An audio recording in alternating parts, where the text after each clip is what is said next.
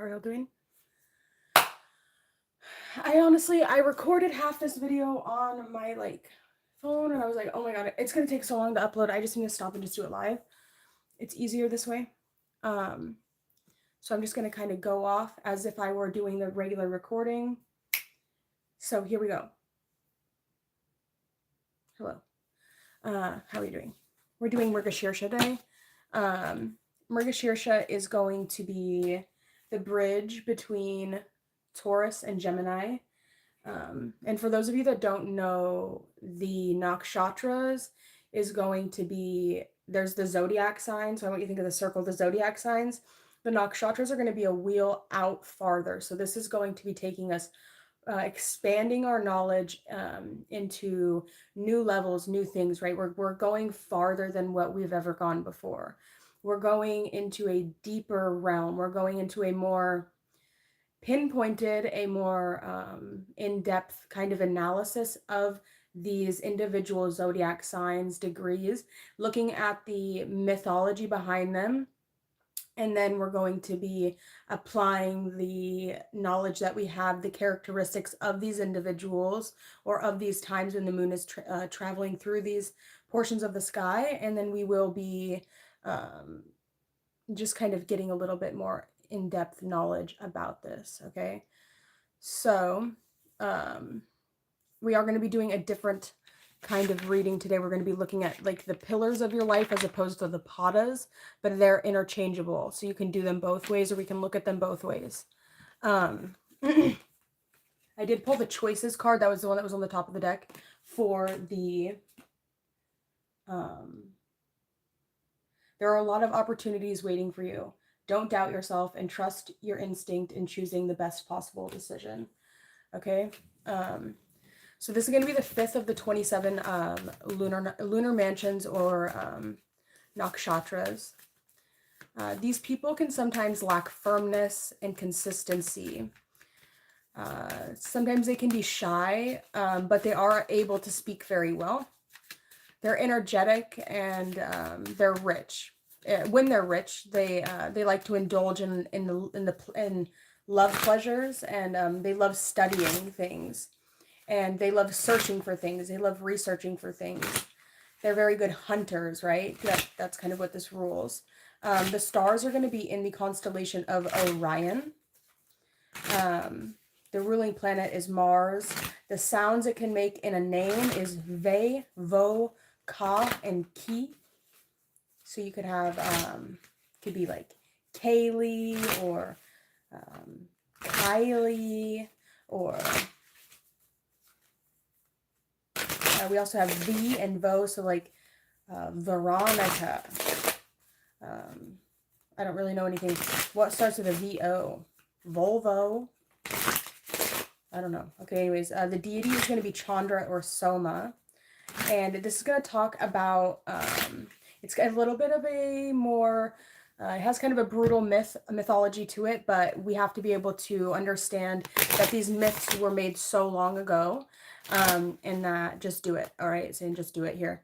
We have, this is going to talk about the portion of the moon. If we look at where we're at before, we were in Rohini, and Rohini talks about, you know, the really cute girl, right? The cute girl or the cute boy, just the really cute child, the child that has, that's desired, right? And so here we get to this next myth, and this is going to talk about Brahma having a desire for the daughter, okay? And the daughter taking form of a deer in Rohini and fleeing, running away, fleeing heaven, right? So trying to escape heaven. And then it's going to talk about the father chasing after the daughter in the form of a male deer to chase her in this nakshatra. So that's what this talks about. Hi, Cheryl, how are you doing? And so that's what this talks about. Now this can also tie a lot, I feel, into like the twin flame runner, chaser dynamic, right? When there's like the person that, just that desire to run, right? Through emotion, through things that are just uncomfortable and intense. There's a desire or a need to just want to run away from it. In a minute, I'll do questions towards the end. And to save the girl, Shiva, which is another aspect of the Trinity. So Shiva, Brahma would be the more creator god. We have Shiva is the destroyer, and Vishnu, I believe, is the sustainer, I believe. So that also ties into just any sort of trilogy gods, right? Father, Son, Holy Spirit, Horus, Isis, Osiris type thing. So Shiva would be equivalent to that of Horus, and Brahma would be equivalent to that of Osiris, I think. But completely different myths, but you know what I'm talking about. Um, so Shiva cut off Brahma's head and put it into the sky, and that's what made this little section of sky. So this is also kind of tying into in regards to mythology with like the Gorgon's head, right? What we would see as like Medusa, which is the demon star. I was watching like a GG33 what's it called, short, and he was talking about people that have their birthdays at the very end of May, like women that have their birthdays there. He said run like they're crazy, and that's because of this star Algol, which is the demon star. It's very beautiful. It's a dual star, so it has a twin star, and they kind of go across each other, but in the sky it will make it look like it's like blinking or flashing, like flashing lights, like a strobe light almost. So that's just like the astronomy aspect of it. But it is said to be the type of people that can have a very intense glares, intense stares. Hey, baby, come down. If you want to come down, come on. You don't have to stay up there. Stretch it out, dude. Come on. Come here. Come over here. Don't get in my face. Oh, dude. Ooh, go. This is my baby. Ugh. Oh, your breast stinks so bad. You gotta go. I'll feed you in a minute. Okay, go. Go ahead. Don't kick the cards over. You do that every time. Lay down. Do it. Sorry. Hey, can you read my cards? In a minute. If you want me to do, I'll pull some cards at the end of the reading for you guys if you would like me to. I haven't even got the cards out yet at all. We're talking about the area of the sky, the mythology behind it. So the moral here, let's see, the purpose is moksha, the origin is divine, the guna is tamas. So these people are going to be really focused on just achieving their daily thing.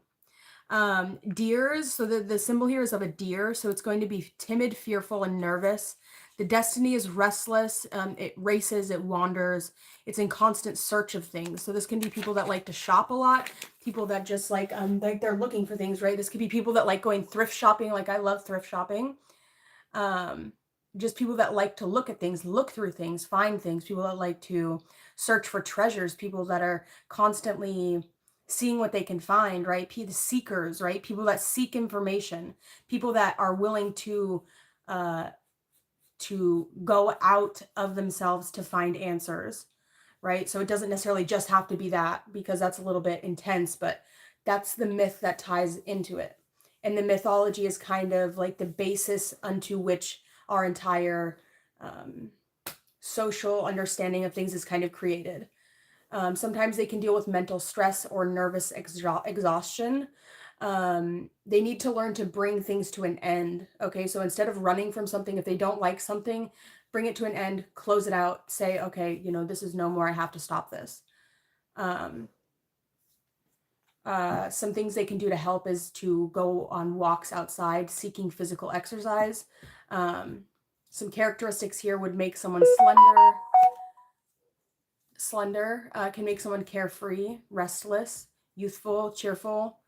They usually smile. They can be kind of strange, good looking, good manners, adorable, spontaneous, enthusiastic, extroverted, but they can also be shy at the same time. A little bit of like duality there. Excellent speakers and suspicious. It's ruled by Mars, so it can cause issues. Sometimes there can be like gaslighting that happens here, where people will kind of, because they have a suspicious nature about them already, they can find people kind of like try and tell them that they're crazy, or try and tell them that there's something wrong with them, because they are of the suspicious nature, because they are kind of like hyper vigilant in nature. If you're interested in that story, The Hidden Octave, there's a really great like compilation video that you can watch. It didn't resonate with me. I have no planets here. I do have my 4th house here, right? So Mars is also going to talk a lot about fighting, but Mars is also the planet that's going to bring a lot of what we find to be very physically attractive qualities, right? A lot of times, like when you see a model or when you see somebody that's very, like their body is very nice, their hair is very nice, their face can sometimes be nice depending on whether it's on the ascendant or not, but just somebody that has a very sexually appealing personality and aura to them. A lot of times that's ruled by Mars and not necessarily by Venus. Because when you see somebody that has that ability to be liked and desired by so many people, right, that desirable quality, a lot of times it can make relationships really difficult. So it's not ideal for relationships, but it is ideal for in regards to captivating, drawing, and having the attention of the masses. So there can be, okay, so let's just get into the cards. So,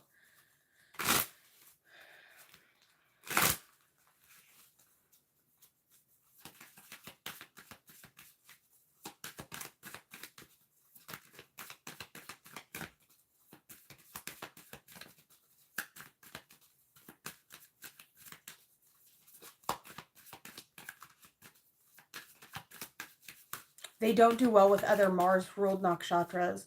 I'm seeing here Chitra and Dahishthana are the other 2 Mars-ruled ones, and they only have a 35% compatibility, which is low, especially Dahishthana. Hi, Brooke. How are you doing? Thanks for liking the video, guys. Appreciate that.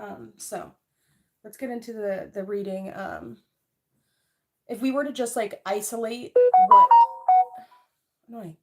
If we were to just isolate what Mars in Gemini means, in regards to what the actual placement is, because I have a list over here, it can talk about being harmonious, well connected to their jobs. It can make someone slightly militant, strategic, have a very strong mind, capable mind, enduring mind, adaptable, focused. They're able to merge their body and their mind. So like when you're exercising and you are able to make that like that muscle mind connection, when you're exercising, these kind of people would be really good at that. They have a desire and a need to be in a comfortable environment. These people can have very obsessed, focused, and genius minds. They can be the kind of people that obsess on topics and go into things, right? To search for things. They can be, they can get headaches. It can be prolonged headaches. Sometimes they can pent up their emotions. Sometimes they have a difficult time sleeping. There can be an overactive quality to this nakshatra. They can be loud and they can be talkative, unapologetic, belligerent, draining, and they can mow down others if not careful. They can also be kind of callous. You have bothered here. So by like mow down others if not careful, they can be like they can move or like run or move away from things without taking in mind other people's feelings and actions. So there can be like a just being in their own kind of world, moving. And then there's callous, which means like having beat something to death, right? Like you get calluses on your, like I remember when I was in school, I would get like a little callus right there because I would push my finger into my pencil when I would write so much. So that's what I mean by that. So they have the ability to kind of be persistent and to keep going and to just be on it, right? There's like a restless energy here. But there's also like this feeling of newness, and it's giving me a little, I'm getting a little obsessive, I'm feeling in my mind right now. Okay, let's go. What do we have here? Nothing here. We're going here. All right, so we're going to be doing the 4 pillars. So in regards to reading a birth chart, the first thing you're going to want to look at is the foundation pillars of your life. I believe I copied this down from something KRS said, KRS1 in his astrology readings. Or maybe that was the page before. I'm not sure. So these are what I have on the pillars. A lot of times when you see like readers, I can think of like Spiritually Fit Tarot, when they're talking about like you, your person, and like when they do the cross thing with the card in the middle, a lot of times that can be referring to the foundation pillars of your birth chart. So this is going to be talking like the first pillar, the first axis, your ascendant, is going to connect to your third pillar, which would be like the person you're dealing with, right? The second pillar right here at the bottom of the cross would be like your home, and at the top of the cross would be your career. So when we're reading for an astrology sign, we can take it a step farther and say that if I'm reading here for the cusp of Taurus to Gemini, that the third pillar would be equivalent to that of Scorpio and Sagittarius. So if you understand the energy of all the zodiacs, you can apply that kind of person would most likely be taking on those qualities. Okay, so and then if we were to be looking at this pillar here, we would go over to the cusp of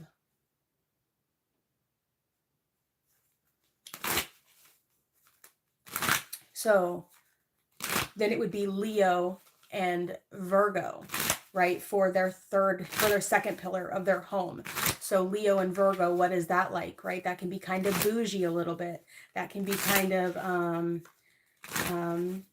grand, right? Regal, right? We go over here to the fourth pillar. That's going to be the top of their chart, their MC. We can apply the energies to that of you know, Aquarius and Pisces, and that's a lot more free flowing, free energy, like very friendly energy, very likes to have a lot of people around energy. So that's just that we can take it a step farther in applying those things that we know if we're looking at it in a more precise way, right? Just to give it more actual definition, as opposed to just saying something that doesn't, like, without even having to pull a card. We can say that and we can draw that knowledge from that without even having to bring any sort of card into it. And then when we do bring a card into it, we can actually give the meaning of that one card more meaning and allow it to manifest, as opposed to pulling the entire deck and then our lives just kind of being a fucking mess, or the cards having no meaning at all. It's good. Sometimes less is more, right? But you have to know how to actually get more from less, as opposed to pulling 67 cards and not understanding what a single one of them means and actually looking at what the symbology of the card is trying to say. It's so important that we're doing that, or it just it stops giving, if there stops being even a need for the tarot at all. You might as well just talk out your mouth, right? And that's better, right? It's better to just be able to talk off of your wisdom and your knowing, but the cards are a tool that can help us. So let's go to the first pillar. We're looking at the bridge between Taurus and Gemini. So this is going to deal with your confidence, your health, your personality. The dignity of this pillar deals with your ability to react to opportunities and challenges that life throws at you. This determines your magnitude of resilience in your life. This pillar is insulated with family, wealth, your expression, spirituality, and ability to dream and imagine. So if we think about insulating something, we have this one pillar. What is going to be the characteristics that are going to be surrounding this pillar, right? We have the core of the pillar. What's going to be the concrete and the decorative things that we put around this pillar, right? Think of like a beautiful, like Greco-Roman, like pillar, right? Like there's the core of it, there's the foundation, and then the things that are insulating it are going to be the things that are going to maybe make the pillar more interesting, or more, you know what I'm saying? Okay, let's get into it. All right, I've been really liking this Astro Matrix deck lately. He did a really, really good job on it, honestly.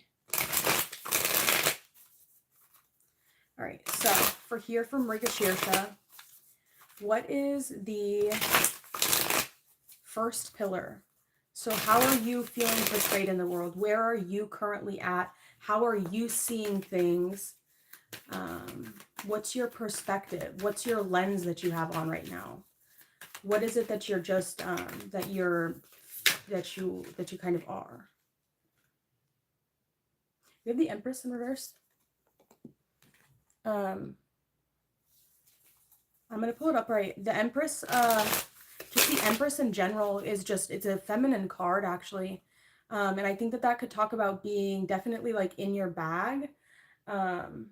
Maybe even sitting on your wealth, sitting on your finances, trying to figure out exactly how something is going to grow.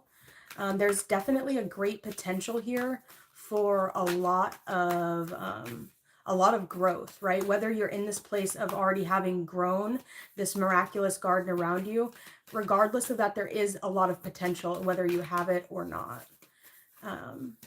And I feel as though you have this, she has this heart next to her, so this could talk about maybe putting your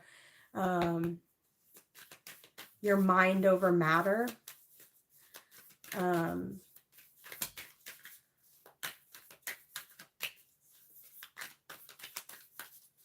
That could also talk about just being at home, right? So sometimes when we're at our home and when we're in our home, we're able to live more so out of that second pillar and not so much out of how we're being perceived by the world. But when we're in our second pillar, we can be more rooted and grounded and in that comfortability of the fourth house.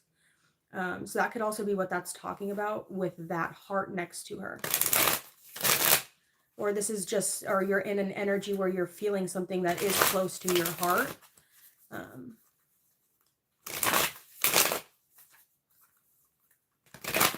Things are abundant for you. Things are growing. Things are, things around you aren't bad. When you look around you, you see things in a positive way. There could also be something about multiplying or creating. The things you write or the things that you have access to bring you a lot of like self-assurance or something, because I'm seeing these peacock feathers here on this pen or key or something. So there could be something about feeling of, right, that is the peacock feather is equivalent to Zeus's wife Juno. So there could be something about being in a relationship, having a relationship that you like to keep, that you protect, or that you're protected by that relationship, but it's just like a feeling of confidence. So let's go over here. What is this second pillar?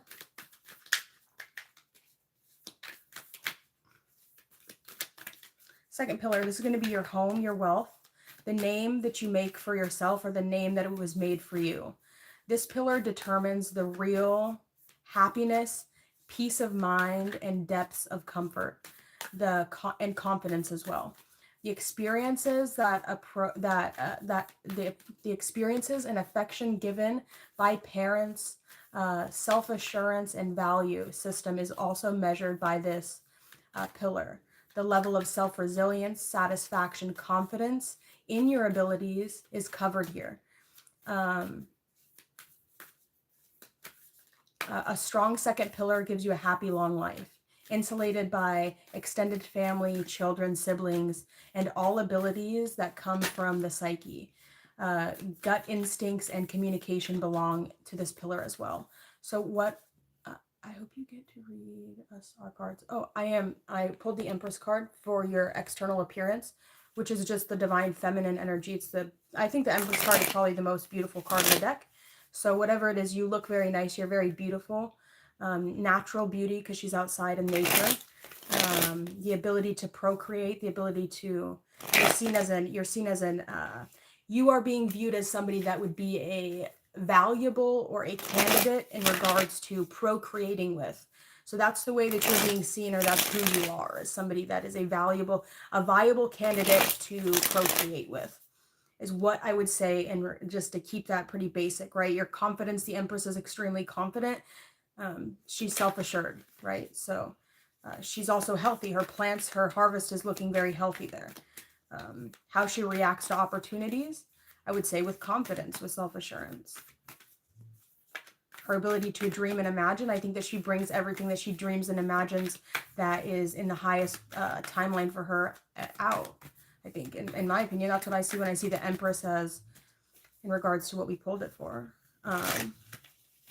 It did come out in reverse, but that could just talk about possibly needing some things that you're working towards, or you know, you're getting there, right? You're getting there. We're balancing the elements now. So you could also be seen as somebody that's kind of, it's just in your element.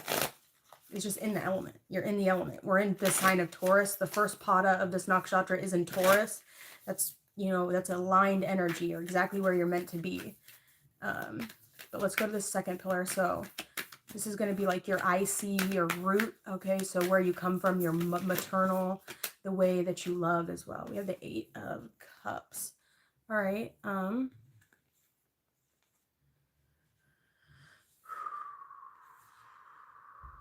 Now bringing back this aspect of this nakshatra of fleeing, of running, of seeking something more, right? It's like you don't necessarily want to be in a place where, yeah, it might be really beautiful, but is the beauty yours? Is it something that you can claim? It's like there's almost this need or this desire to build something of your own, to create something of your own. Or, right? Paradise is boring. If there was no struggles, if there was not anything that was difficult or hard, it would be so boring. Everything would be so, right? You can't be in the state of pleasure all the time. It is just not possible. Because Yuji Kursunami said that. I could literally hear him talking through me right there. That was so crazy.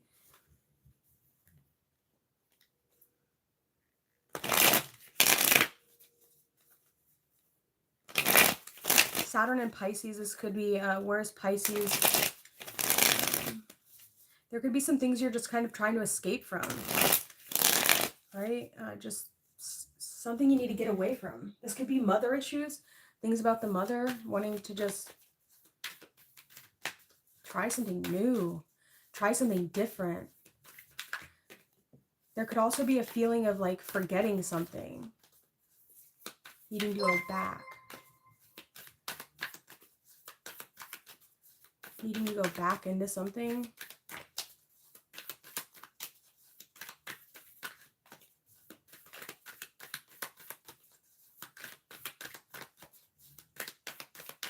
All right, the third house, we're going to be talking about your spouse, love partner, business partner, the skills of being an entrepreneur and taking on big challenges in life are determined on this pillar. Survival through hardships, to coexist in the world, being truly secular and tolerant. Your health, longevity, ability to travel, stress, unknown and unexpected events are covered here. Okay, so your spouse, your love partner, so business partner, skills of being, what does it say? Skills of being an entrepreneur. Okay, so this can talk about contracts, your 7th house.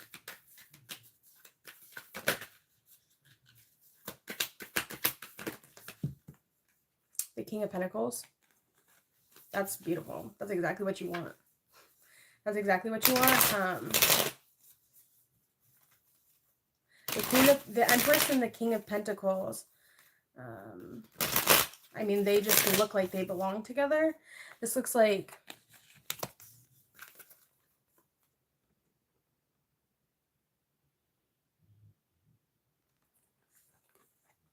that just looks like they belong together. But then in the middle, we have this card here. This could even be talking about a divine feminine or like a feminine energy that kind of has everything worked out for herself, that kind of has everything figured out for her. This card here reminds me of my sister, Renee, so much. It looks exactly like her. It looked like exactly like her. I don't know if she's in here right now, but it looks just like her. When I got this deck, that was the first thing I noticed about this card. Sweet. Anyways, we have the same birthday, but she's 5 years older than me. She just had a baby named it Evelyn. So like Evelyn, which is really similar to my name. But that's what this is talking about here. You're going to need to give me a minute. Phone. In the middle of something.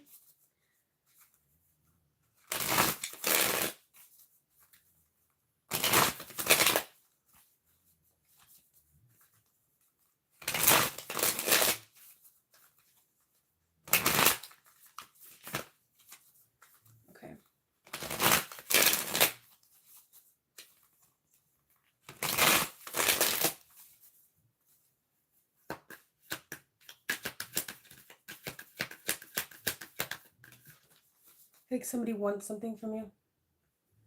With the Page of Cups.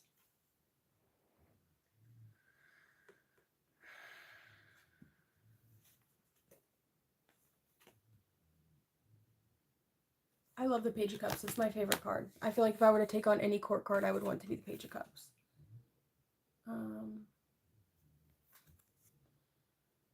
There's a dolphin in the card. Dolphins are my favorite animal.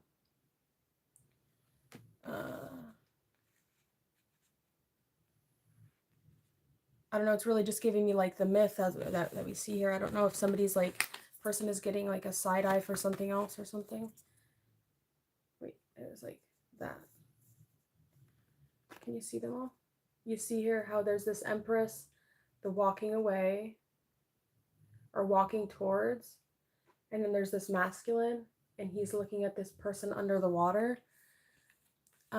It's kind of giving me like, it's giving me like a masculine energy that's not necessarily so intrigued by your ability to cultivate material things, because I feel as though he already is very materially taken care of, but he really seeks somebody that has a more youthful and fun and playful and like a loving nature about them. That's really what they're desiring. And I feel like they're wanting to go deep with someone. They want this ability to dream. The Page of Cups is very dreamy. She has the ability to go into the water. She's intuitive, right? She's playful. She looks at things with a sense of awe and wonder, things that are of a different, right? There's also like this thing of seeing things as one, right? Because she is technically a person, but she's looking at this fish and she's becoming this fish, right? So like there's ability to look at something and to become it, to empathize, right? This empathy feeling that's in this card that I'm seeing here.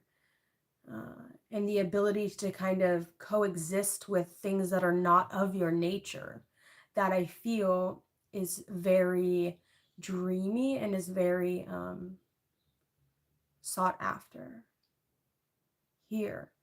And now you could have even been the kind of person that was kind of like thrown down to like the pits of hell, and you know, you learn to coexist with people that maybe your parents or where you were raised would have not necessarily seen as good people or seen as your type of people. But there's this ability to coexist here. There's ability to harmonize here with creatures and with energies that are not like you. And I feel as though if there was something that you ever ran away from, that ability to coexist and to harmonize in mostly all situations was what kept you safe and was what kept you alive.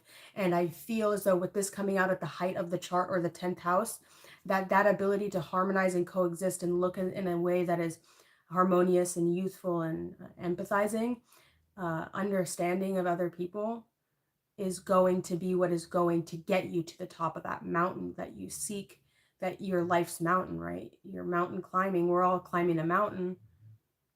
It's very interesting that this is coming out at the top of the mountain, but you have this reversed mountain shape, this like, it's like a valley, but it's underwater, which is really interesting. So, you know, maybe there was something about getting to your height of your career or your height of your life that's really going to require you to go really deep into something.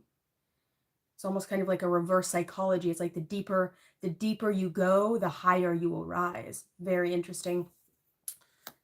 Very interesting. In regards to just reading this all the way together, I would say that there could be a feminine energy that is very abundant, that is taking notice of you, that could potentially be moving towards you and ready to make an offer in regards to maybe somebody that's not super materialistically focused, not necessarily somebody that's super focused on the material.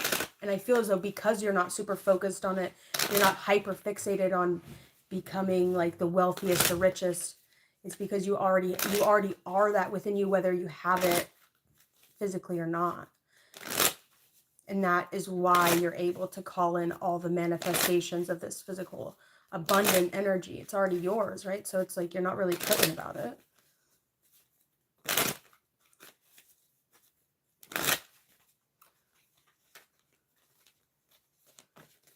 Let's go.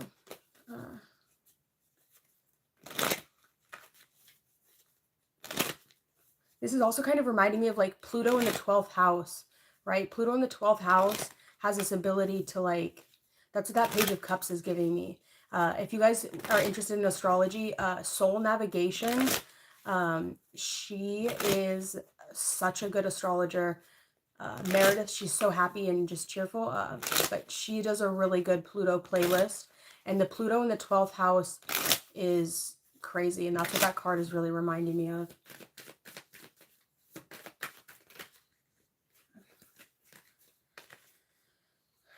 So someone is saying that they're seeing you as very magnetic, and they feel that they're seeing a lot of synchronicities and signs about you.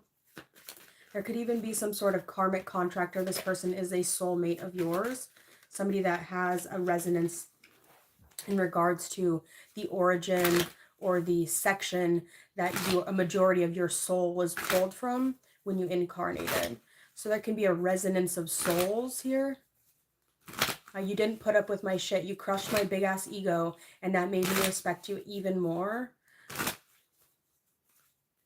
It's almost like somebody was like offering you a lot of money, but they thought that the money was what was going to get you to come to them, or to like curb to them, or like they thought, oh, I have a lot of money, let me give you a bunch of money, let me give you a bunch of things that's going to make me that's going to make it okay. No? Boundaries. Money's not it for me, right? Maybe money's not it for you. I don't feel like for this Page of Cups, that's it for her, right? She seeks emotional depth, right? She's kind of in a world of her own.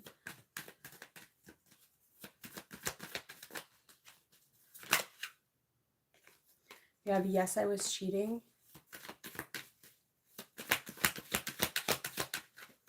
And I'm used to getting my way, but you put me in my place. Okay. Yeah, so I don't know. This could be talking about like somebody that maybe had wandering eyes in regards to a relationship. I don't feel like this person that they attempted to make this pass at was really going for it. I feel as though, like I said, this person was just kind of in a world of their own, a world of their own making. A watery world where, right, it's just dreamy, Piscean kind of energy. I wonder if it's a Pisces Navamsha there.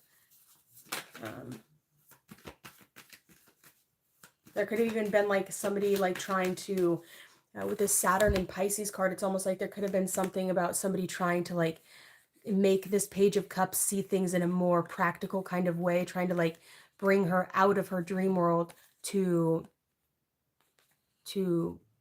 make her see things in your way, the way you want them to see it. But why would you want to do that?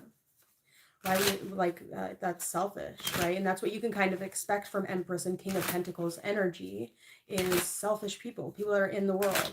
They don't usually take account or take mind of people that are in a different world or in a different state of consciousness. All they care about is money. All they care about is what they can physically touch, taste, and feel. And that's why they're usually pretty fat and slothness and just vulgar and just, right? With that Empress did come out in reverse. So there could be that, right? As opposed to this Page of Cups is sweet. She's innocent. She's just kind of doing her thing. She's in a world of her own. She's creating. She's communicating with beings in this world and out of this world, right? She's dancing with the dolphins. Looking at the people that are in the lowest of the lows and completely empathizing with them and seeing them as herself. How would you feel if that was done to you?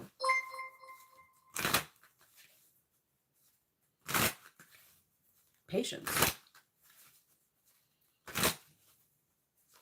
It's giving patience.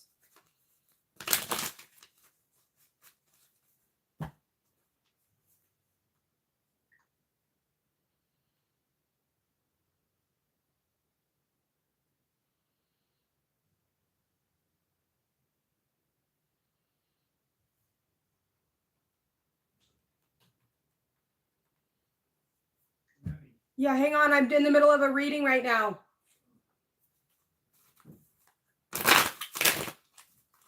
Okay, I gotta go, guys. Let's see. We have singer. Somebody could be a singer. We have careerist. I love this card. Okay.